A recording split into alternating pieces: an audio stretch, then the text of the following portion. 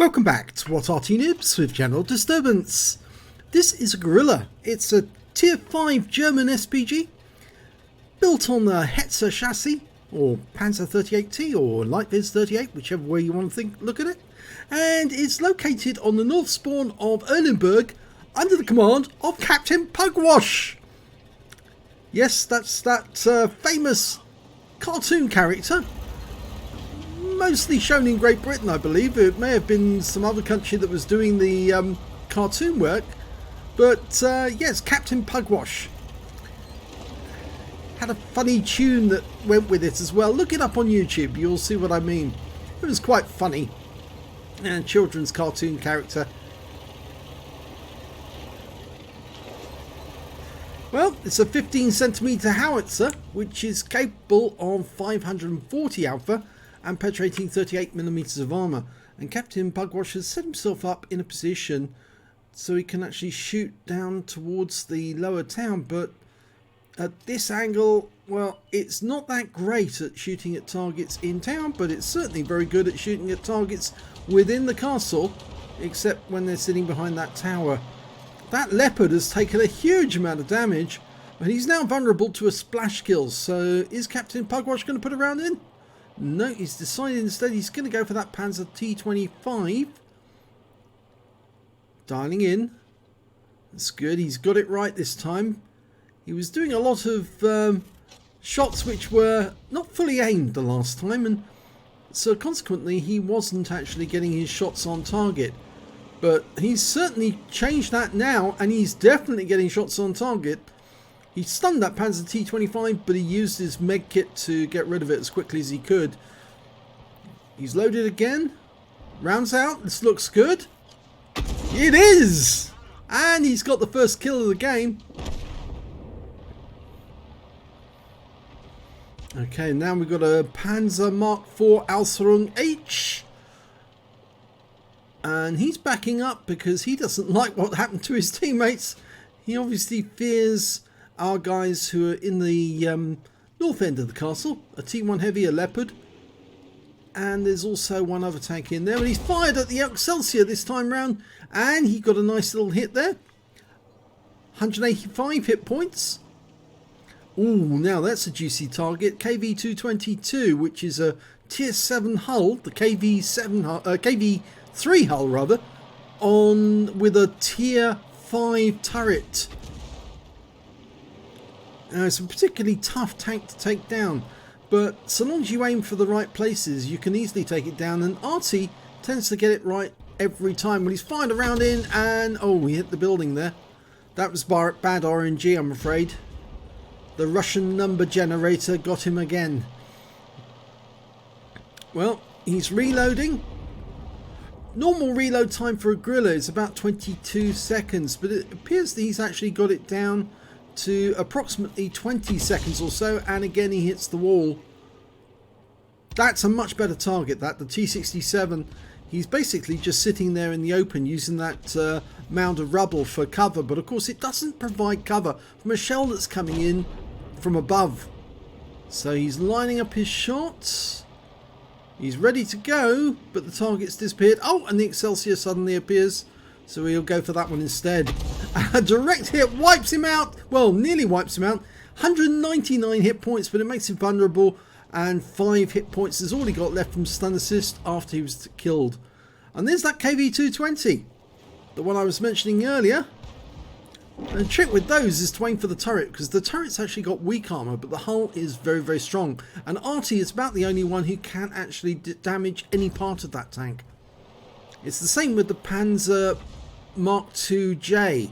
If you ever come across one of them in a battle, the Arty should try and take him out immediately, because although nice bit of splash on the T67, although the other tanks will have difficulty penetrating the hull of a Panzer Mark IIJ, the Arty won't have any trouble at all. He'll just go straight through, because of course Arty, what it does is it provides a shockwave which rattles the thing to pieces. And as Wargaming are saying that they're not going to change the HE mechanics for Arty shells, we should still be able to damage enemy tanks even if enemy HE or tank HE is restricted. And of course, Wargaming have probably actually taken note of the statements that have been made by the Tank Museum when they pointed out that most tanks are actually killed by SPGs. Of course, when they said SPGs, they were referring to tank destroyers as well as Arty. But it is true that Arty were responsible for a lot of tank deaths, because if an enemy tank got hit in the field and they couldn't repair it, they would destroy it. The crews would actually destroy their own tanks rather than let it fall into the hands of the enemy. And a lovely hit there on the Panzer IV-H for 147 to follow up the one he did for 130. And that guy is now one shot for anyone. In fact, he's a splash kill, which is why Pugwash is following him. Oh, and he's gone. Okay, right at the back of the map, we've got an OI Experimental. Obviously, he didn't want to move up with everyone else because he'd get very badly damaged. And it's a long-range Arty shot, but 238 hit points went out of his armour there. And he's dead. So he picked up an additional 123 in stun assist. And I think the rest of the team are just sort of like closing in now to pick up the pieces. And Captain Pugwash, well, he's decided to cross the river and go down the other side, which is a lot easier to manoeuvre. Plus, of course, you've got to remember that if you go through the city, you won't be able to shoot because the walls will restrict your field of fire. So he's doing the right thing here by actually going into the open ground. Although it makes you vulnerable to being spotted, on the other hand, it does allow you to keep firing. So it's completely the right thing to do. Okay, Matilda takes a massive hit for 252. And he's now crippled and he's gone, and that's the end of the game. Oh, and the Wolverine fires in anyway at the end, just for good measure. Probably a bit miffed that the kill went to somebody else. Let's have a look at the end of battle stats. Well, it was a good battle for Captain Pugwash. He managed to get a second-class tanker in his Grille. He also managed to get a Bruiser medal for getting at least 5 critical hits. He got 8 in that one. And he got a Confederate medal for hitting more of the enemy than anyone else on his team. At least 6 tanks subsequently taken down by others. And he got the high caliber as well. He did the most damage in that game overall. And he did so with some very efficient aiming. He was aiming accurately. He was getting the shots right. Far better than we've seen him do before. And yeah, it's certainly working. Let's have a look at the team scores.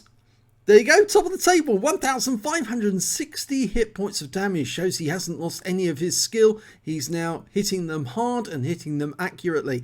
The next high scorer was the M10 Wolverine, the guy who was miffed at the end. He got 874, and the T67, who stole that kill, I think, was 733 hit points.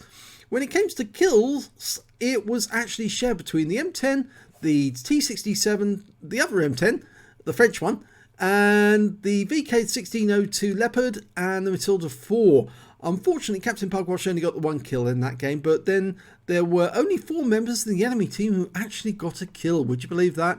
And the rest of them, well, they have 4 players on their team who didn't do any damage whatsoever, including their OI Experimental, and that's almost unheard of. He must be a bit of a noob to the tank. It's actually quite an easy tank to actually earn experience on. So let's have a look at the XP. Well, highest XP goes to Captain Pugwash. He managed to get base XP of 708, 685 for the M10 Wolverine, and 551 for the Leopard. He fired only 12 rounds in that game, got 6 direct hits but no penetrations. Splash damage on 10, damage of 1,560 hit points, and all of it was at more than 300 meters. He damaged 7 of the enemy, killed 1, so that's how he got the Confederate. And 256 hit points of stun assist of 9 stuns. On a premium count, he earned 22,384 credits, and after resupply of ammunition, he earned 27,516. And after the XP, 708 base XP, or rather, it's not base XP on premium, but it is the same actually, funnily enough, times 2 for the first victory, and he took away 2,124 experience points altogether.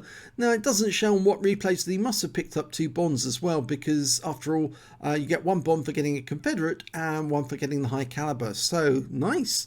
Let's have a look at the end of stats. Yes, that was very nice. That was a very good battle by Captain Pugwash. He's actually said that he's got back into World of Tanks now. He's become an Arty player on a regular basis. He wasn't an Arty player per se before, but he did play it occasionally. But obviously now he's getting back into it. I think he's rather enjoying his Arty days, and I can see that this man is definitely getting into Arty in a big way, and he's certainly, if he earns these sort of medals on a regular basis, he's going to be a bit of a terror for the enemy team. So well done, Captain Pugwash. If you enjoyed that replay, please give this video a like and do subscribe to our channel, hit that notification button, and thank you for watching.